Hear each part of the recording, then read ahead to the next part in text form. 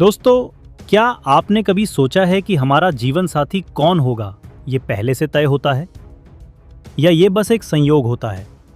जैसे ट्रेन में अचानक किसी अजनबी से मुलाकात हो जाए। कुछ लोग मानते हैं कि ये कर्मों का खेल है। पिछले जन्म के कर्म, हमारे संस्कार, हमारे चुनाव, यही सब हमें सही या गलत जीवन साथी की ओर खींचते हैं। दूसरी ओर बहुत से लोग कहते हैं, नहीं, ये तो पूरी तरह संयोग है।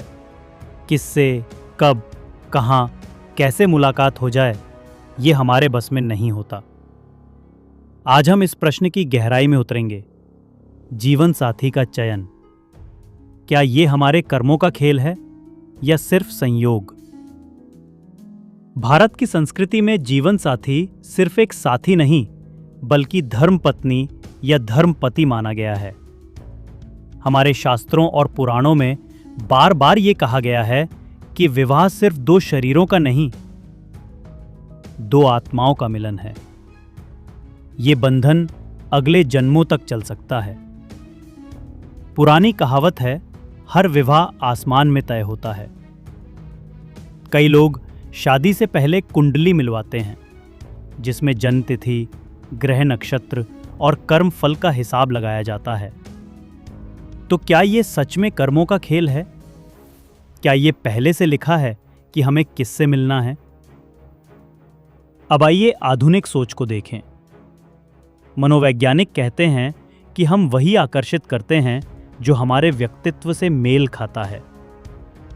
अगर आप आत्मविश्वासी हैं, तो अक्सर आपका साथी भी उसी तरह आत्मविश्वासी या आपकी ऊर्जा से सामंजस्य रखने वाला होता है। अगर आप भीतर से डरपोक हैं, तो शायद आप किसी मजबूत साथी को पसंद करें जो आपको सहारा दे। लेकिन कभी कभी ऐसा भी होता है कि कोई इंसान हमारी सारी गणनाओं से बाहर निकलकर अचानक हमारी जिंदगी में आ जाता है।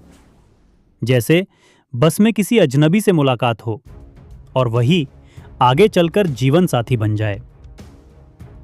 यहां सवाल उठता है, क्या ये कर्म है या संयोग? थोड़ा सोचिए। राम और सीता की मुलाकात, क्या वो संयोग था या नियति ने पहले से लिखा था कि वे मिलेंगे? या फिर हीर और रांझा की कहानी, जिनका मिलना भी उनकी किस्मत जैसा लगता है। दूसरी ओर आपके आसपास भी कई उदाहरण होंगे। कहीं परिवार वालों ने रिश्ता तय किया और वो शादी बहुत सफल निकली। कहीं दो लोग अपनी मर्जी से मिले लेकिन कुछ वर्षों बाद अलग हो गए। तो दोस्त, यहां सवाल और गहरा हो जाता है। क्या सच में साथी कर्मों से बांधा जाता है या संयोग से जोड़ दिया जाता है? विज्ञान कहता है कि हमारे दिमाग में डोपामिन, ऑक्सीटोसिन और सेरोटोनिन जैसे केमिकल काम करते हैं। जब हम किसी खास व्यक्ति से मिलते हैं, इन रसायनों की वजह से हमें कनेक्शन महसूस होता है। आप सोचते हैं, यही है मेरा साथी। लेकिन वैज्ञानिक कहेंगे, ये आपके दिमाग की केमिकल रिएक्शन है।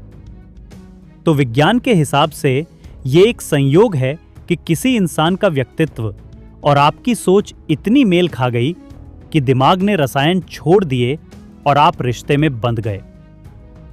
तो अब मैं आपसे पूछता हूं, क्या आपको लगता है कि आपने अपने जीवन साथी को खुद चुना या ये पहले से तय था? क्या आपने कभी सोचा है कि अगर उस दिन आप उस जगह ना गए होते तो आप अपने जीवन साथी से कभी ना मिलते? क्या ये इत्तेफाक था या लिखी हुई किस्मत? वास्तव में दोस्त, उत्तर शायद दोनों का मिश्रण है। कर्म और संयोग दोनों जीवन साथी के चयन में भूमिका निभाते हैं। कर्म हमें उस स्थिति तक ले जाता है, हमारे व्यक्तित्व, हमारे चुनाव और हमारी ऊर्जा को आकार देता है। संयोग वो क्षण है जब हमें वो व्यक्ति मिलता है जो इस कर्म ऊर्जा से मेल खाता है। जैसे नदी का बहाव कर्म पहले से तय करता है कि पानी कहां जाएगा, लेकिन रास्ते में कब कहां पत्थर, रेत या मोड़ आएंगे, ये संयोग तय करता है। तो चाहे जीवन साथी कर्मों का खेल हो या संयोग, सबसे महत्वपूर्ण यह है कि मिलने के बाद रिश्ता कैसे निभाया जाता है। विवाह, प्रेम, 7। ये एक प्रारंभिक चुनाव है, पर उसकी गहरी सफलता हमारे रोजाना के छोटे छोटे कर्म, विश्वास, सहयोग और प्रेम से बनती है। यही कारण है कि शास्त्र कहते हैं, सही साथी मिलना किस्मत है, लेकिन उसे निभाना आपका कर्म है। ऐसे ही और भी अद्भुत और ज्ञानवर्धक वीडियो देखने के लिए हमारे चैनल से जुड़े रहिए। सब्सक्राइब करना न भूलें, ताकि अगला वीडियो सबसे पहले आप तक पहुंचे। जय श्री कृष्णा।